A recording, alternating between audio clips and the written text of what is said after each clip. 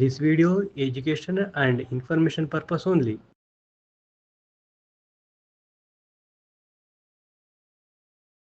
ನಮಸ್ಕಾರ ಸ್ನೇಹಿತರೆ. ಇಂದು ಕರ್ನಾಟಕ ಸಹಕಾರ ಸಂಘದ ಕಾಯ್ದೆಯಲ್ಲಿರುವ ಚೀಫ್ ಎಕ್ಸಿಕ್ಯೂಟಿವ್ ಆಫೀಸರ್ ಮುಖ್ಯ ಕಾರ್ಯನಿರ್ವಾಹಕ ಎಂಬ ಪದದ ಅರ್ಥವನ್ನು ತಿಳಿದುಕೊಳ್ಳೋಣ. ಮುಖ್ಯ ಕಾರ್ಯನಿರ್ವಾಹಕ ಎಂದರೇನು? ಮುಖ್ಯ ಕಾರ್ಯನಿರ್ವಾಹಕ ಎಂದರೆ ಸಹಕಾರ ಸಂಘದ ದಿನನಿತ್ಯ ಆಡಳಿತ ಮತ್ತು ಕಾರ್ಯನಿರ್ವಹಣೆ ಜವಾಬ್ದಾರಿ ಹೊಂದಿರುವ ಅಧಿಕಾರಿ. ನಿರ್ದೇಶಕರ ಮಂಡಳಿ ನೀತಿಗಳನ್ನು ಮತ್ತು ನಿರ್ಧಾರಗಳನ್ನು ತೆಗೆದುಕೊಳ್ಳುತ್ತದೆ. ಆ ನಿರ್ಧಾರಗಳನ್ನು ಅನುಷ್ಠಾನಗೊಳಿಸುವ ಜವಾಬ್ದಾರಿ ಮುಖ್ಯ ಕಾರ್ಯನಿರ್ವಾಹಕರದು. ಸರಳವಾಗಿ ಹೇಳುವುದಾದರೆ ಬೋರ್ಡ್ ನಿರ್ಧಾರ ತೆಗೆದುಕೊಳ್ಳುತ್ತದೆ, ಚೀಫ್ ಎಕ್ಸಿಕ್ಯೂಟಿವ್ ಆಫೀಸರ್ ಅದನ್ನು ಕಾರ್ಯರೂಪಕ್ಕೆ ತರುತ್ತಾರೆ. ಉದಾಹರಣೆ, ಒಂದು ಪ್ರಾಥಮಿಕ ಕೃಷಿ ಪತ್ತಿನ ಸಹಕಾರ ಸಂಘದಲ್ಲಿ ನಿರ್ದೇಶಕರ ಮಂಡಳಿ ಸಭೆ ನಡೆಸಿ ಈ ವರ್ಷ ರೈತರಿಗೆ 2 ಕೋಟಿ ಸಾಲ ನೀಡಬೇಕು ಎಂದು ತೀರ್ಮಾನಿಸುತ್ತದೆ. ಈ ತೀರ್ಮಾನವನ್ನು ಜಾರಿಗೆ ತರುವುದು ಯಾರು?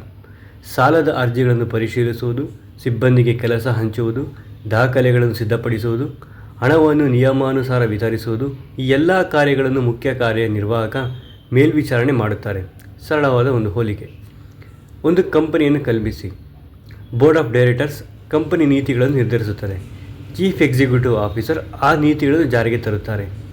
ಸಹಕಾರ ಸಂಘದಲ್ಲಿಯೂ ಇದೇ ರೀತಿಯ ವ್ಯವಸ್ಥೆ ಇರುತ್ತದೆ.